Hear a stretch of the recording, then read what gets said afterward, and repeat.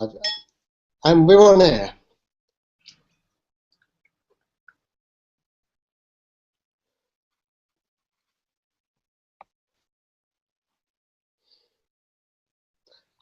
Good morning. I'm here with Fernanda on a Sunday morning, and she's got a really good story to tell about the way she uses technology for inclusiveness. Fernanda is a sign language teacher. In fact, I'll pass over to Fernanda to tell the story rather than me try to do it through Chinese whispers or something. So, Fernanda. Hi. Good morning. Yeah, we've got a really interesting story about one of our students. He started the course and he really enjoyed it, but halfway through he got a fantastic opportunity in Belgium. So he goes to Belgium during the week and he comes back on the weekends, but the class is on a Wednesday evening. So he asked me, could he continue? Was there any way that he could continue? Now, because he's an IT buff, he writes software and that kind of thing, I thought it'd be really useful to maybe try to incorporate the Google Hangouts that we use at the college. So we discussed it and we both decided to try this. So on the Wednesday when he was away, we gave it a go. And so now he Skypes from Belgium into the class. Or Google Hangouts as well in this case, isn't it? Sorry. Yeah, Google Hangouts. It doesn't matter. Actually, the video technology is what counts. Whether we use whatever, it's not the technology that matters so much, the use of it. I suppose because the word Skype is almost like I know what you mean. Yeah, it's become a verb. It's like I'm going to Skype you, but in this case we're using Google Hangouts. Like I'm going to do the hooving, isn't it? Or, yeah, exactly. Yeah. Microsoft would be really pleased with that one then, wouldn't they?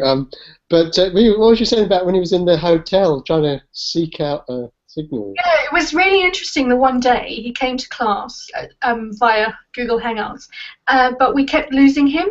So he said to me, I'm going to go and sit on the stairs next to the room with the router. So he sat there in his coat with the screen on the stairs and attended the class that way. But that's not very comfortable for him, obviously. So now what he does is he actually asks the hotel before his stay to book him into a room that is next to the router. That reminds me of the early days of mobile phones where you used to get, especially some comedies at times, where you used to have people, they got I can't get a signal, and then they're on tiptoe with that, like that, So, and the modern age now, it's no problem getting a voice signal usually, but trying to get a Wi-Fi signal or strong enough to do a video call is the new position we're in, and people seeking out a decent enough signal to get that. And it got me thinking about technology and inclusivity. With the mobile phone was a fantastic thing for people to be able to communicate anytime, any place, anywhere, really, voice. But until the advent of text, obviously it wasn't a good thing for people that can't speak or people that can't hear. And text was one really good way for them to become mobile in that sort of mobile era. But I was wondering, can you do sign language with one hand, Fernanda? No, well, I suppose you can, and some people do. Like if they're holding their mobile phone and they're signing to their friend, they try to do it, but it's not as clear.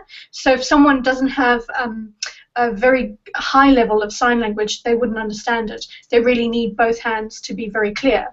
So, for example, I have another student who I support as a CSW, and she has her little Apple phone and she sticks it in front of the screen and she Snapchats her friend. She sends little messages. So she has the phone there, records a message quickly and clicks send, and off it goes to her friend. Yeah, this is a kind of a trend I've been picking up in the last, a year anyway, certainly gathering momentum, new forms of quick communication, emoticon languages. I remember Stephen Proctor, a couple of years ago actually, talking about his work with some students with severe learning difficulties that found it, on the kind of autistic type spectrum, found it really difficult to communicate, but they would communicate with pictograms, and I was like in science fiction, you've got like aliens or people from the future have a richer communication stream because they're not using words, but they're using a picture says 1,000 words and things. Absolutely. Images are so important, and with sign language, that's what we're trying to encourage.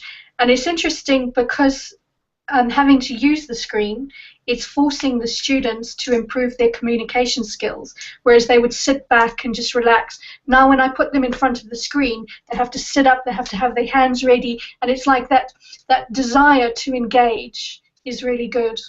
Yeah, this is really quite fascinating because video and what's happened in over the last few hundred years is that the text medium, written word, has come to dominate so much of education. We write essays, and now that in the 21st century, with all this technology, Skype, Google Hangouts, all video imagery is so prevalent now, and people are so used to it in their everyday lives. It will, I'm sure, affect education and learning. That instead of having to write an essay, you could now, you can video something or act it out. We don't have to rely only on text for communication anymore. I was going to ask you, Fernanda, I'm not sure if you know it, but in terms of like communication efficiency, I was talking about, we're talking about pictures worth 100 words, but in communication efficiency, how is it with sign language? Is it faster? Can you actually sign faster than you can type? Yes, you can if you are a proficient signer. What sometimes can happen is as long as the signer knows what the story is beforehand and maybe does some preparation, if somebody is doing a speech and the signer is well prepared, the signer can actually finish before the speaker. Because, for example, you have the sentence I always use, the little boy wants to climb the tree. In sign language, you sign tree, you point to the boy, he looks at the tree and he climbs up. So it's very, very efficient. So it's like tree, boy, climb. That's it. Yeah, that's very efficient, isn't it? It's visual communication. Of course, written word is visual as well. So the blind had braille, but yeah, visual communication. It's going to be difficult now to accommodate the visually impaired, but the hearing impaired are in for a new age maybe, because everything's become visual, isn't it? I heard about a story of a man who has glasses. He can't see, but the glasses play music for him. So every time he looks at something, it relays to a sound. So there must be something that they're doing. Yeah, you're absolutely right. I was looking last night at what's the word now? I was looking at virtual reality, and there is sensory substitution. That's what it is. And just what you were saying there, they were using it wasn't Google Glass, but it was very similar. They're using some glasses with sensors on them, and it will relay the scene to the person in sounds and in vibrations and stuff like that. And so they could walk around the environment and they'll get a soundscape instead of as opposed to visual.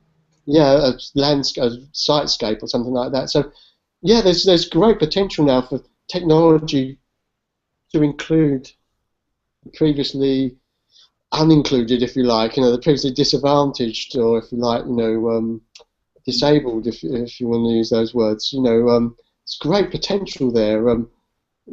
So often it's used to give advantage to those who already got it. Who've got the money to buy it, you get a nice and expensive phone. But at last, I think with human-computer interfaces now, the previously